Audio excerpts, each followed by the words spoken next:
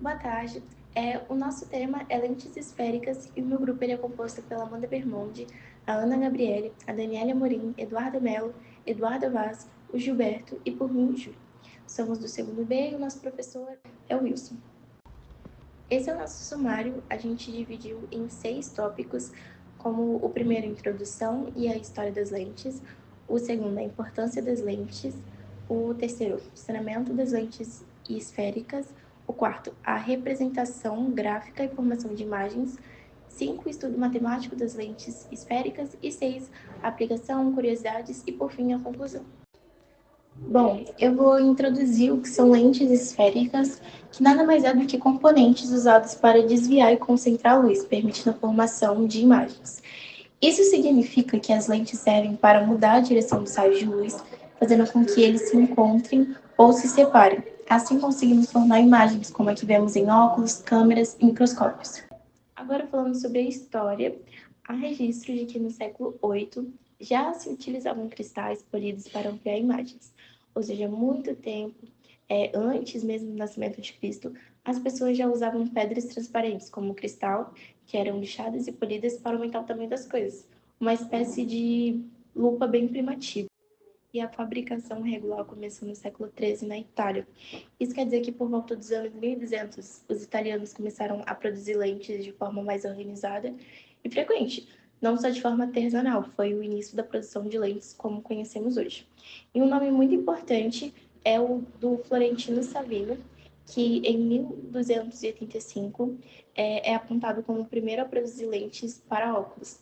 Foi uma das primeiras pessoas conhecidas a criar lentes próprias para serem usadas em óculos, ajudando quem tinha dificuldade. Eu vou falar da luz e o princípio da refração. A refração da luz é o fenômeno que acontece quando a luz passa de um meio para o outro e muda sua direção. Isso acontece porque a velocidade da luz muda dependendo do material por onde ela passa. E cada material tem uma densidade diferente, ou seja, a luz anda mais rápido em alguns e mais devagar em outros. Quando a luz entra em um meio mais denso, como o do ar para o vidro, ela diminui a velocidade e se aproxima da normal. A normal é uma linha imaginária perpendicular à superfície. E quando a luz sai de um meio mais denso para um menos denso, como do vidro para o ar, ela aumenta a velocidade e se afasta da normal. E cada material tem um número chamado índice de refração, que mostra o quanto a luz é desviada quando entra nele.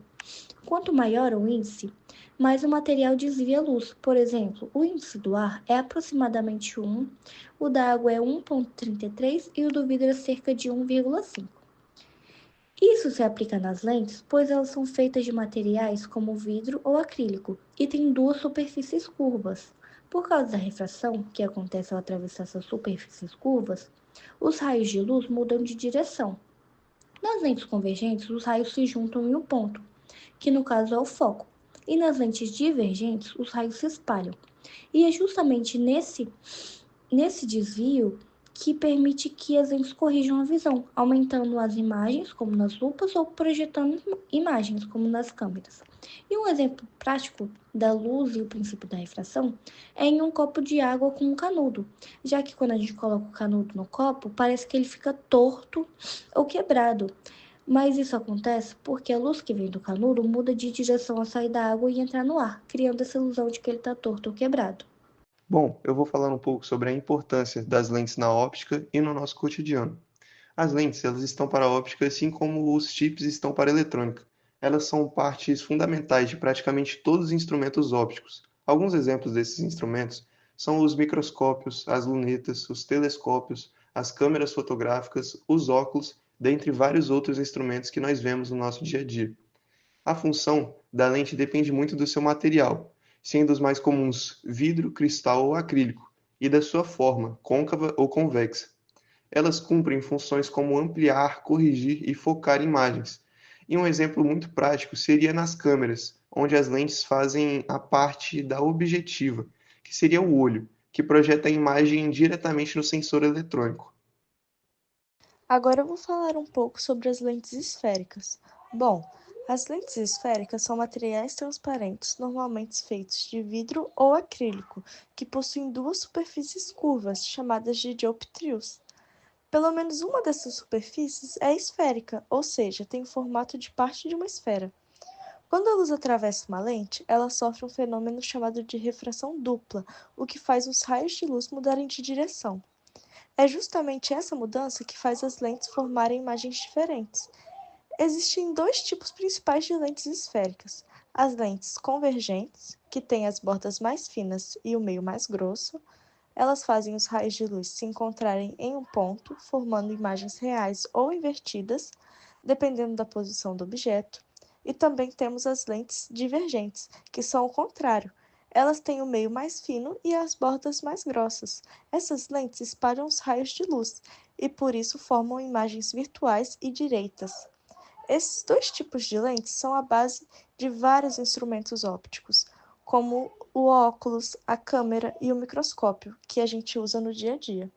Boa tarde, me chamo Amanda. Eu vou falar um pouquinho sobre a representação gráfica da luz nas lentes. Bom, o comportamento da luz em uma lente ela pode ser representado por 3 raios principais. O primeiro raio, ele é o que passa bem pelo centro da lente. Esse raio, ele sempre está em linha reta, ele não desvia. Aí a gente tem o segundo raio. O segundo raio, ele é o que chega paralelo ao eixo principal. Ou seja, ele refrata passando pelo foco, ou parece vir dele. Aí também a gente tem o terceiro raio. Ele é o que passa pelo foco antes de chegar na lente. Depois de atravessar a lente, ele sai paralelo ao eixo principal. Como a gente pode ver aqui, a gente trouxe o nosso gráfico demonstrando as lentes convergentes e as lentes divergentes. E observa também como a lente convergente, ela concentra esses raios. E já a divergente, ela espalha os raios de luz. Agora eu vou falar um pouquinho sobre a formação de imagens nas lentes. Com os 3 raios principais que eu disse no slide anterior, é possível determinar o ponto de onde a imagem ela se forma.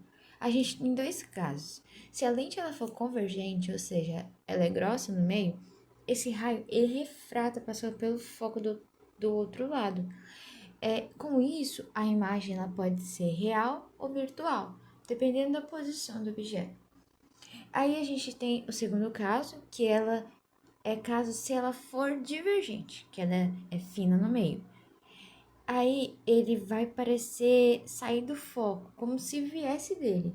Nisso, a imagem ela é sempre virtual, direita e menor. Aí aqui a gente trouxe a representação da formação da imagem em uma lente convergente. Nisso, como eu disse, os raios de luz eles partem do objeto, passando pela lente e convergem para formar uma imagem real invertida. Bom, agora eu vou falar sobre o estudo matemático das lentes esféricas, que basicamente mostra como a gente pode descobrir, usando a matemática, onde e como a imagem se formará quando a luz passa por uma lente. E para isso, utilizamos o referencial de Gauss, que serve para organizar as posições e os sinais durante os cálculos.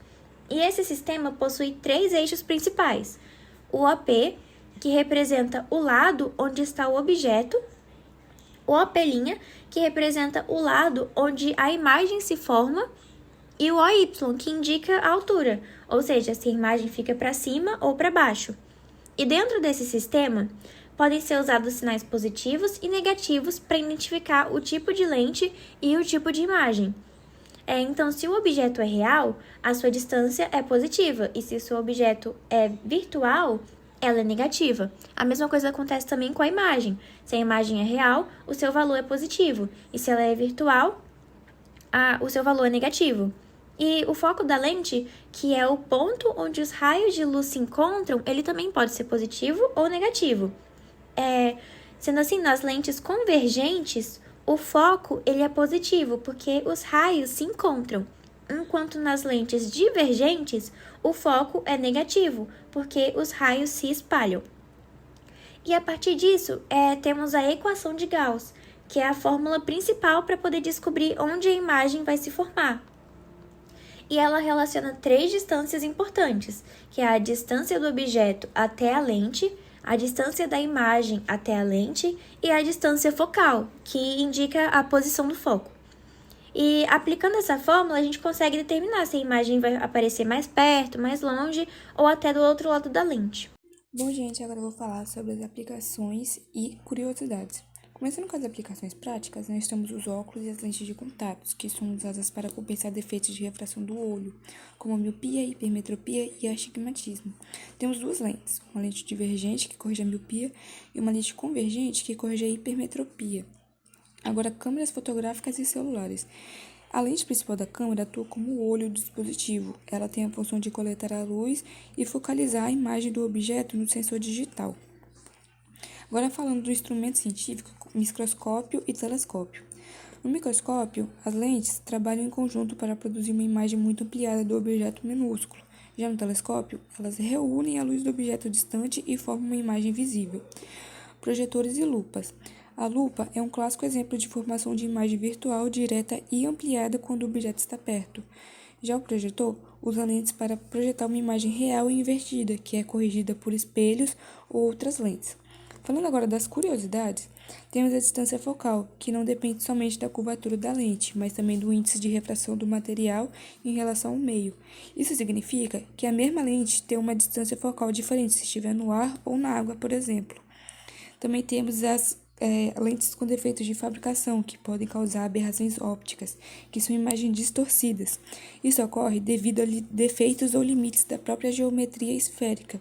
A mais conhecida é a aberração cromática, que são cores separadas como o arco-íris, que ocorre porque a lente refrata diferentes cores em ângulos ligeiramente diferentes. Agora, concluindo o nosso trabalho, as lentes esféricas são fundamentais para o avanço da tecnologia e das ciências. Elas permitem enxergar o micro e o macro e estão presentes em quase tudo que envolve visão e luz. Essas são as nossas referências e muito obrigado a todos.